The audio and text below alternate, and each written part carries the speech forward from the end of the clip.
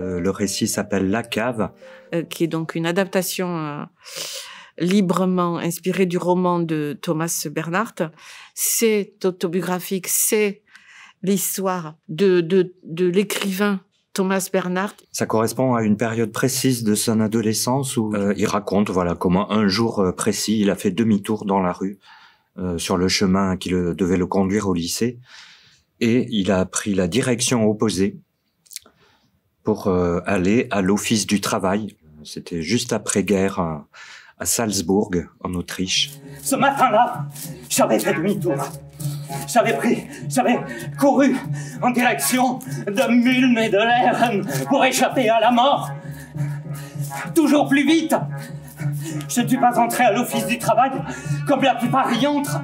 Je m'y suis réfugié dans une angoisse mortelle. J'ai descendu en courant les rues de Mulm et de Lerm et je suis entré à l'Office du travail dans une angoisse mortelle. Je me disais, maintenant ou jamais, cela devait se faire à l'instant. La fonctionnaire ne m'avait pas compris. Elle m'avait tenu pour fou. À présent qu'elle en avait assez de moi, elle voulait que je lui débarrasse le plancher. Je pris congé de la fonctionnaire.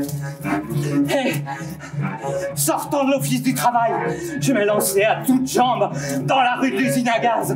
Je courus donc aussi vite que je pus. Je ne mis pas longtemps à trouver l'adresse et déjà, je franchissais la porte du sous-sol. Nous travaillons dans des conditions idéales et je suis ravie de ce partenariat avec l'espace Roguet, l'ADA, que je salue, et le département de la Haute-Garonne qui ont permis cette résidence de création. Je suis passé devant l'hôpital Fischer von Erlach. J'ai pris la rue de l'usine à gaz pour aller à l'Office du travail. Ce qui m'a vraiment touchée énormément aussi, c'est le fait que ce soit très actuel. On se rend compte que quand il parle des banlieues et de toute la population qu'il rencontre, de cette population dit de public difficile, c'est dans les quartiers les plus défavorisés, donc il donne des denrées alimentaires aux personnes les plus pauvres en fait des quartiers de Salzbourg. Ça pourrait être une espèce de resto du cœur dans une cave, quoi. Et la façon dont il parle des ghettos, ça a une résonance extrêmement actuelle. Ma voix était puissante et j'aurais pu, en certaines circonstances, réduire purement et simplement le salon en miettes avec mes notes éclatantes.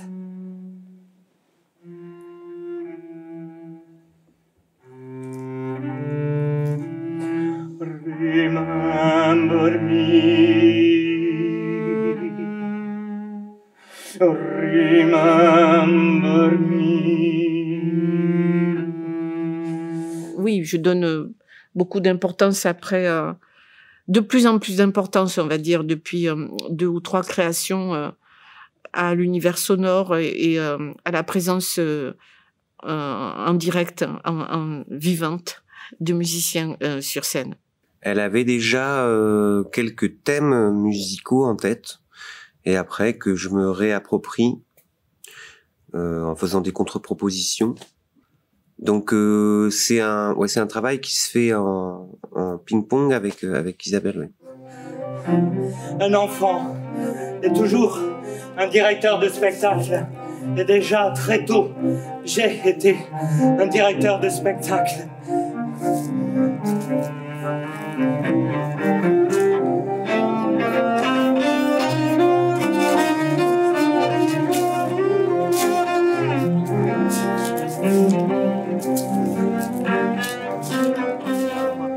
Donc, qu'est-ce qui fait l'ADN de la compagnie Oui Bizarre, qui au début s'appelait Compagnie Isabelle Lucioni? En fait, c'était de dire qu'en fait, pour moi, j'envisage le travail et la relation de ce qui se passe au plateau avec le public comme une rencontre. Moi, je veux aller vers l'autre. Peut-être que c'est ça, l'ADN. Il y a quelque chose qui me touche de manière intime à moi et que j'ai envie de partager avec le public et essayer de rejoindre l'universel, comme on dit, c'est-à-dire la part de la création qui peut parler à chacun de nous et qui fait qu'on a l'impression que la création et ce qui se passe au plateau, ce n'était fait rien que pour vous. Le théâtre que j'ai ouvert à 4, 5 ou 6 ans est déjà une scène engouée de ces centaines de milliers de personnages. Les représentations se sont améliorées depuis la date de la première. On a renouvelé les accessoires. Les comédiens qui ne comprennent pas le spectacle qui est joué ont été mis à la porte. Et on fut toujours ainsi. Chacun de ces personnages, c'est moi. Tous les accessoires, c'est moi. Le directeur,